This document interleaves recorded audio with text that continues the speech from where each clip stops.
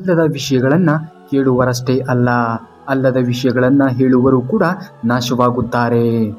ಶಕುನಿಯ ಮಾತು ಕೇಳಿ ಕೇವಲ ದುರ್ಯೋಧನನಷ್ಟೇ ನಾಶವಾಗಲಿಲ್ಲ, ಇಡೀ ಕೌರವ ಕುಲದ ಜೊತೆಗೆ ಶಕುನಿಯೂ ಕೂಡ ನಾಶವಾದ. ಯಾವತ್ತೂ ಶಕುನಿಯ ರೀತಿಯಲ್ಲಿ ಕೆಲಸವನ್ನು ಮಾಡಬೇಡಿ. ಯಾವ ಹಸುವು ತನ್ನ ಕರುವಿಗೆ ಮೇವು ಸಂಗ್ರಹ ಮಾಡಿಟ್ಟು ಸಾಯುವುದಿಲ್ಲ, ಆದರೆ ಮನುಷ್ಯ ತನ್ನ ಮಕ್ಕಳಿಗೆ ಬೇಕು, ಮೊಮ್ಮಕ್ಕಳಿಗೆ ಬೇಕು ಎಂದು ಸಿರಿ ಸಂಪತ್ತುಗಳನ್ನು ಸಂಗ್ರಹಿಸಿಟ್ಟು ಹೋಗುತ್ತಾನೆ. ಇದರಿಂದ ಒಂದು ಕಠೋರವಾಗಿರುವಂತಹ ಸತ್ಯ ತಿಳಿಯುತ್ತದೆ. ದೇವರ ಮೇಲೆ ಪ್ರಾಣಿಗಳಿಗೆ ಇರುವಷ್ಟು ನಂಬಿಕೆ ಮನುಷ್ಯರಿಗೆ ಇಲ್ಲ ಎಂದು. ಸಂಪತ್ತು, ವಸ್ತ್ರ, ನೆಂಟರು ಎಲ್ಲರೂ ಕೂಡ ಯಾವಾಗ ಬೇಕಾದರೂ ಕೈ ಬಿಡಬಹುದು, ಆದರೆ ಭಗವಂತ ಮಾತ್ರ ಯಾವ ರೂಪದಲ್ಲಾದರೂ ಕೈ ಹಿಡಿಯುತ್ತಾನೆ ಮತ್ತು ರಕ್ಷಿಸುತ್ತಾನೆ ಎನ್ನುವುದನ್ನು ಯಾವತ್ತಿಗೂ ಕೂಡ ಮರೆಯಬೇಡಿ. ಜೀವನದಲ್ಲಿ ನೆಮ್ಮದಿ ಆಗಿರಬೇಕಾ ಎಂದರೆ ನಾವು ಇನ್ನೊಬ್ಬರ ವಿಷಯಕ್ಕೆ ಅನವಶ್ಯಕವಾಗಿ ಕಿವಿಯನ್ನು ಕೊಡಬಾರದು. ಮತ್ತೊಬ್ಬರು ತಮ್ಮ ಬಗ್ಗೆ ಏನೇ ಮಾತನಾಡಿದರೂ ಕೂಡ ತಲೆ ಕೆಡಿಸಿಕೊಳ್ಳಬಾರದು. ನಮ್ಮ ಪಾಡಿಗೆ ನಾವಿದ್ದು ನಮ್ಮ ಜೀವನವನ್ನು ನಾವೇ ನಡೆಸಬೇಕು ಮತ್ತು ನಮ್ಮ ಕಾರ್ಯಚಟುವಟಿಕೆಗಳಲ್ಲಿ ನಾವು ಗಮನವನ್ನು ಹರಿಸಬೇಕು. ಆಗ ಮಾತ್ರ ಯಶಸ್ವಿ ಜೀವನ ನಿಮ್ಮದಾಗುತ್ತದೆ. ನಾನು ಇಲ್ಲದಿರುವಾಗಲೂ ಕೂಡ ಪ್ರಪಂಚವಿತ್ತು, ನಾನು ಬಂದು ಹೋದ ಮೇಲೂ ಕೂಡ ಈ ಪ್ರಪಂಚ ಎನ್ನುವುದು ಇದ್ದೇ ಇರುತ್ತದೆ ಎನ್ನುವಂತಹ ಸತ್ಯವನ್ನು ಅರಿತರೆ ಅವರು ಯಾವತ್ತಿಗೂ ಕೂಡ ಅಹಂಕಾರ ಪಡುವುದಿಲ್ಲ. ಈ ಜಗತ್ತಿನಲ್ಲಿ ಕಾಯುವನು ಮೇಲಿರುವನು. ಹೌದು, ಈ ಮಾತು ಸತ್ಯ. ಆದರೆ ನೀವು ನಿಮಗೆ ಕಾಯುವಂತೆ ಬದುಕಿ ಬಾಳಿದರೆ ಮಾತ್ರ ಕಾಯುವನು ನಿಮ್ಮನ್ನು ಕಾಯುತ್ತಾನೆ. ಎಲ್ಲಿ ನಿನ್ನ ಅಗೌರವದಿಂದ ನೋಡುತ್ತಾರೆಯೋ ಅಲ್ಲಿ ಅರೆ ಕ್ಷಣವೂ ಕೂಡ ನಿಲ್ಲಬೇಡ. ಇನ್ನೊಬ್ಬರನ್ನು ತುಳಿದು ಬೆಳೆಯಲು ನೋಡಿದರೆ ಮೇಲೊಬ್ಬ ನಿಮ್ಮನ್ನು ತುಳಿಯಲು ಕಾಯುತ್ತಿರುತ್ತಾನೆ ಎನ್ನುವುದನ್ನು ಎಂದಿಗೂ ಕೂಡ ಮರೆಯಬೇಡಿ. ತುಂಬ ಯೋಚಿಸಬೇಡಿ. ನಿಮ್ಮ ಈ ಜೀವನದ ಬಗ್ಗೆ ನಾನು ಯೋಚನೆಯನ್ನು ಮಾಡಿಯೇ ನೀಡಿರುವೆನು ಎಂದು ಆ ಭಗವಂತನು ಹೇಳುವನು. ಸದಾ ಒಳ್ಳೆಯ ಸಂಕಲ್ಪ ಮತ್ತು ಒಳ್ಳೆಯ ಕರ್ಮಗಳನ್ನು ಮಾಡುವ ವ್ಯಕ್ತಿಯು ಅಮಾವಾಸ್ಯೆಯ ದಿನದಂದು ತನ್ನ ಕೆಲಸಗಳನ್ನು ಮಾಡಿದರೂ ಕೂಡ ಅದು ಸಿದ್ಧಿಯಾಗುತ್ತದೆ ಎನ್ನುವಂತಹ ನಂಬಿಕೆ ಇದೆ.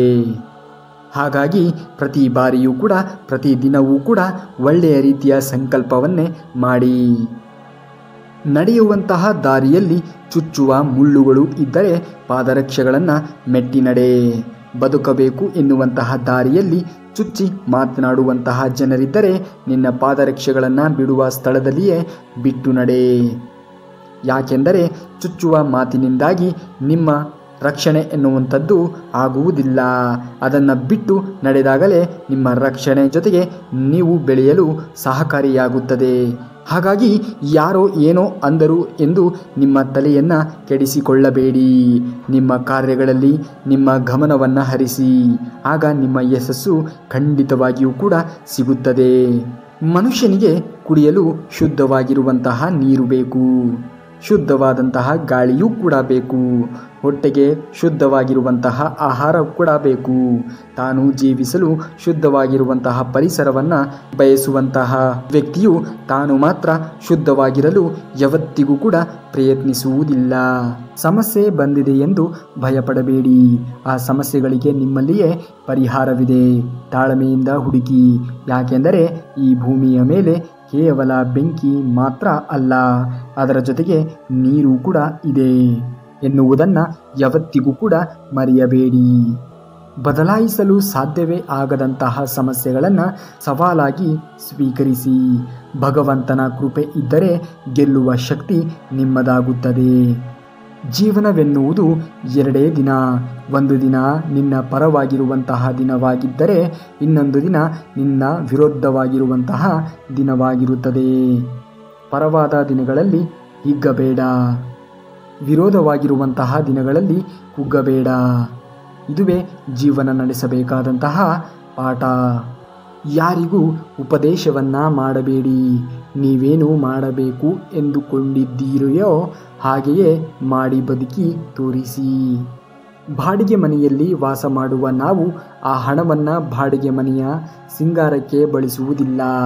ಮಾಲೀಕನ ಅಧೀನದಲ್ಲಿರುವ ಆ ಮನೆಯನ್ನು ನಾವು ಬಿಡಲೇಬೇಕಲ್ಲವೇ?